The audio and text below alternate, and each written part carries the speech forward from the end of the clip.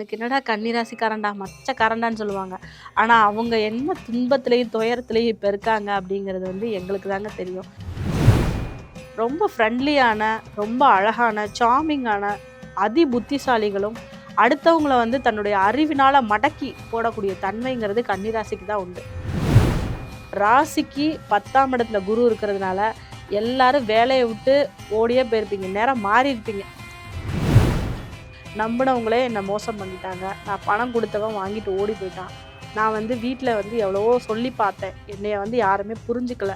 எனக்கு வந்து நெறைய பிரச்சனைகளை கொடுக்கக்கூடிய, தொல்லைகளை கொடுக்கக்கூடிய எதிரிகள் அதிகமாக இருக்கிறார்கள்.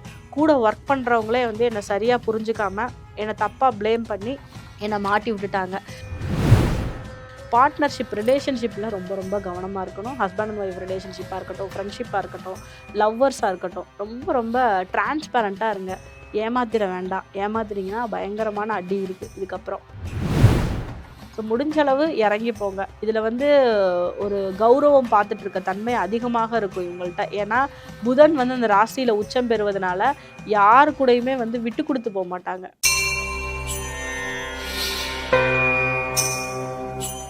கன்னிராசி நேயர்களே, 2026 புத்தாண்டு பலன்கள் உங்களுக்கு எப்படி இருக்கு அப்படிங்கிறத இந்த பதிவுல பார்க்க போறோங்க.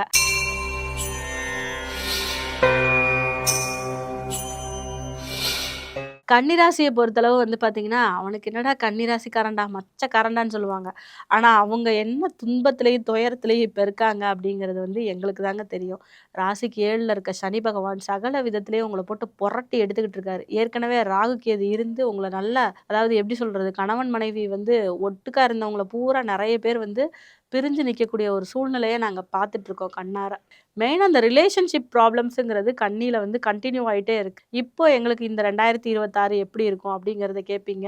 ரொம்ப ஃப்ரெண்ட்லியான, ரொம்ப அழகான, சார்மிங்கான, அதி புத்திசாலிகளும், அடுத்தவங்கள வந்து தன்னுடைய அறிவினால மடக்கி போடக்கூடிய தன்மைங்கிறது கன்னிராசிக்கு தான் உண்டு. நீங்க எப்படி ஒரு கேள்வி கேட்டாலும் எஸ்கேப் ஆயிருவாங்க. உங்கள வந்து அவங்களோட கேள்வியால ஈஸியா மடக்குவாங்க. அது ஏன் அப்படின்னு பார்த்தீங்கன்னா, அந்த ராசியோட தத்துவம் அந்த இடத்துல தான் புதன் உச்சமாகுறார். அதனால இந்த கன்னிராசிக்காரர்கள் பொதுவாகவே ரொம்ப அறிவாளியா இருப்பாங்க.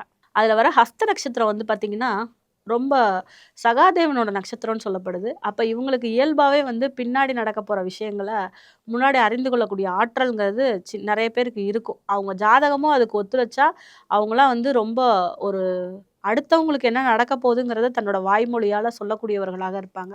இதுல இந்த உத்திர நட்சத்திரம் வந்து பார்த்தீங்கன்னா, ரொம்ப சிம்பிளா சொல்லணும்னா, அடுத்தவங்க வந்து தனக்கு வேணும்னா, அவங்களுக்காக எவ்வளோ வேணா இறங்கி செய்றவங்களா இருப்பாங்க.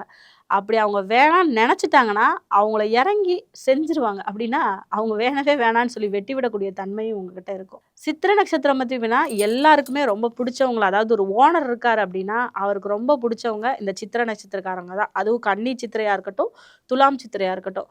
இந்த ஓனரோட ஒரு பெட்டா இருப்பாங்கல்ல, ஒரு கம்பெனியிலேயே வந்து ஓனர் பின்னாடியே போயிட்டு இருக்கக்கூடியவங்க இந்த சித்திரை நட்சத்திரத்துக்காரங்களா இருப்பாங்க. அப்படி இருக்கக்கூடிய உங்களுக்கு இந்த வருஷம் வந்து பார்த்தீங்கன்னா, ராசிக்கு 10ஆம் இடத்துல குரு இருக்கிறதுனால, எல்லாரும் வேலைய விட்டு ஓடியே போயிருப்பீங்க. நேரம் மாறியிருப்பீங்க.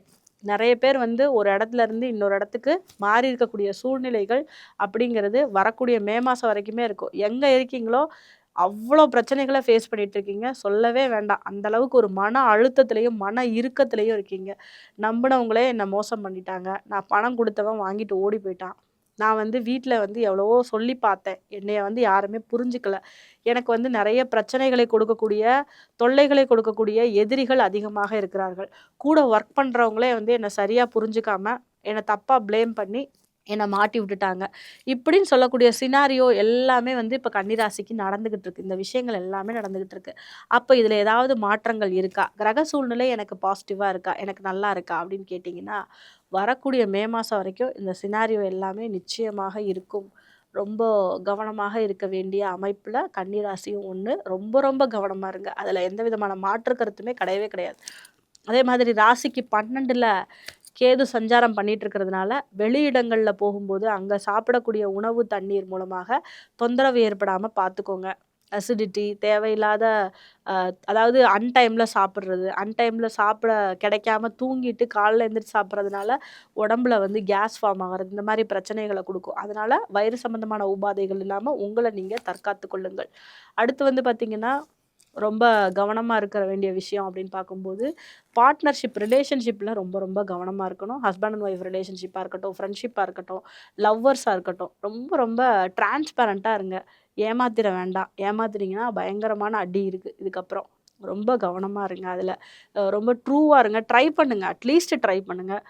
புரிஞ்சுக்கோங்க. பார்ட்னரோட ரிலேஷன்ஷிப்ப யார் கூட இருந்தீங்கனாலும், லைஃப் பார்ட்னரா இருக்கட்டும், பிசினஸ் பார்ட்னரா இருக்கட்டும், 2 பேத்துட்டயுமே ரொம்ப டிரான்ஸ்பரன்ட்டா இருக்க ட்ரை பண்ணுங்க.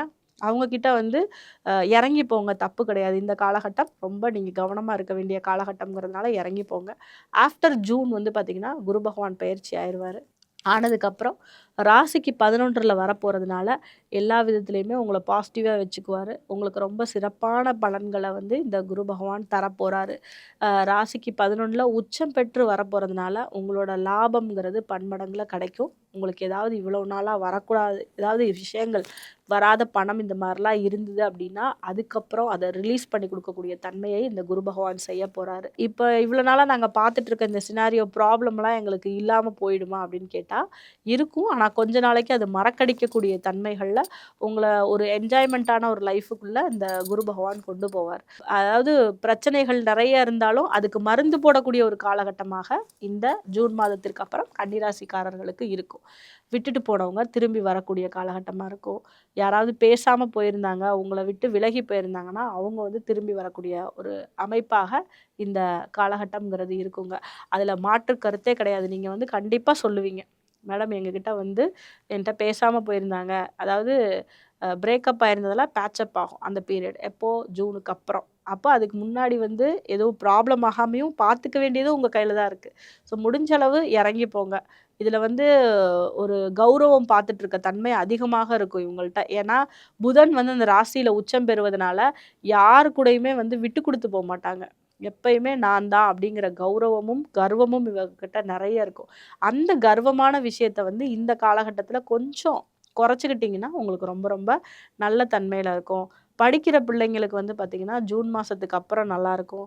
குடும்ப தலைவிகளுக்குமே வந்து பார்த்தீங்கன்னா, ஜூன் மாசத்துக்கு அப்புறம் உங்களோட ஆசை, அபிலாஷைகள், எண்ணம் நிறைவேறக்கூடிய ஒரு காலகட்டமாக இருக்கும். அரசியல்வாதிகளுக்கு வந்து பார்த்தீங்கன்னா, இப்போ ஒரு சரியான காலகட்டமா போய்க்கிட்டு இருக்கல.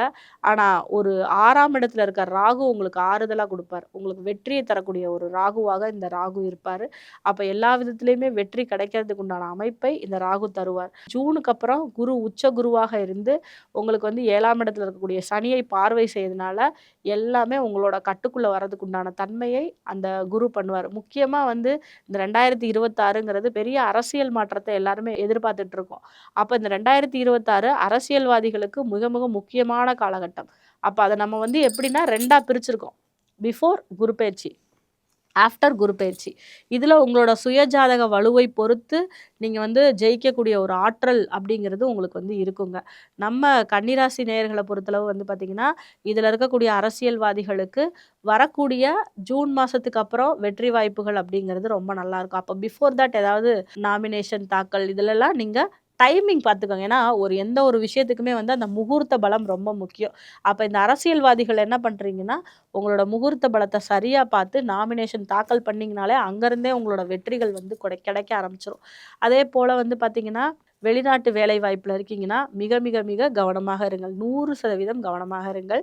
ஒரு ஜூன் மாசம் வரைக்கும் வெளிநாட்ல இருந்தாலுமே, ரொம்ப ஒரு உங்களோட இருப்புகள்ல நீங்க கவனமா வச்சுக்கணும். பத்திரமா வச்சுக்கணும் எல்லாமே. நகை ஏதாவது வச்சிருக்கீங்க, பணம் ஏதாவது வெளியில ஹாஸ்டல்ல தங்குறாங்க பிள்ளைங்க. அவங்கலாம் ரொம்ப கவனமா வச்சுக்கங்க. வேலைய விட்டு தூக்குறதுக்கு உண்டான காலகட்டமாக இருக்கும். அப்ப அந்த வேலையில வந்து அலட்சியம் காட்டாதீர்கள். ஏன்னா ராசிக்கு 7ல சனி இருக்கும்போது என்ன பண்ணுவோம்னா, ரொம்ப அசால்ட்டா கிளம்புவோம். ஒரு சோம்பேறித்தனமாவே இருக்கும். நைட்டெல்லாம் பார்த்தீங்கன்னா, ஏதோ ஒண்ணு பண்ணிட்டு, காலையில எந்திரிச்சு கிளம்புறதுக்கு ரொம்ப சோம்பேறித்தனமா இருக்கும். அப்ப அந்த மாரி இருந்தீங்கன்னா, இப்ப வேலைக்கு போம்போது அந்த வேலையில ஆப்பு வச்சு விட்டுருவாங்க. அப்ப அதுல நீங்க ரொம்ப கவனமா இருந்தீங்கன்னா, இப்போ வரக்கூடிய அதுக்கப்புறம் குரு பகவான் வந்து தன்னுடைய பெயர்ச்சிக்கு அப்புறம் உங்களுக்கு நல்ல பலன்கள தருவார். அப்ப அதுக்கு பிஃபோர் தட் நீங்க உங்கள ஆயத்தப்படுத்திக்கிங்க. ஒரு நல்ல விஷயம் நமக்கு வேணும்னா, அப்ப பிஃபோரா அதுக்கு நெறைய நம்ம பிரயத்தனங்கள் பண்ண வேண்டியது இருக்கும். அதே போல இந்த கன்னிராசிக்காரர்கள் ஒட்டுமொத்தமாக இந்த வருடம் நீங்க செய்ய வேண்டிய ஒரு வழிபாடு என்ன அப்படின்னு பார்த்தீங்கன்னா, சங்கர நாராயணர நீங்க வழிபாடு பண்ணலாம். திருநெல்வேலியில இருக்காரு. சங்கர நாராயண பெருமான். இவங்கள போய் நீங்க வழிபாடு பண்ணும்போது, உங்களுக்கு வந்து அந்த சிவனுடைய, பெருமாளுடைய ஒரு அருள் அப்படிங்கிறது ரொம்ப நல்லாவே கிடைக்கும்.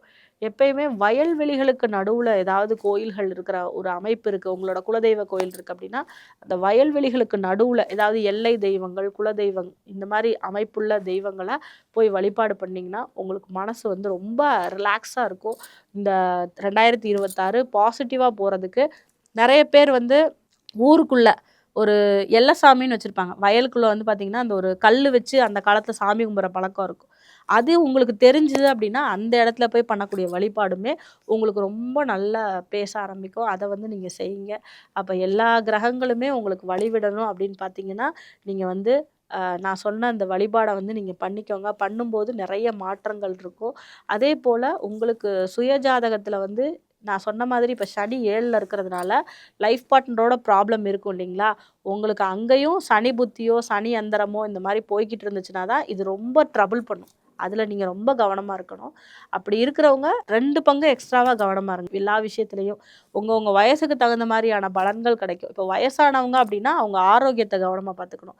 வயசுல இருக்கிறவங்க அப்படின்னு சொன்னா, அவங்க ரிலேஷன்ஷிப்ல ரொம்ப கவனமா இருக்கணும். வெளியிடங்கள்ல, வேலைக்கு போற இடத்துல கவனமா இருக்கணும். படிக்கிற பிள்ளைங்க படிக்கிறதுல கவனமா இருக்கணும். இது எல்லாத்தையும் பாசிட்டிவா கொண்டு போனீங்கனாலே, இந்த 2026 ரொம்ப நல்லாயிருக்கும்.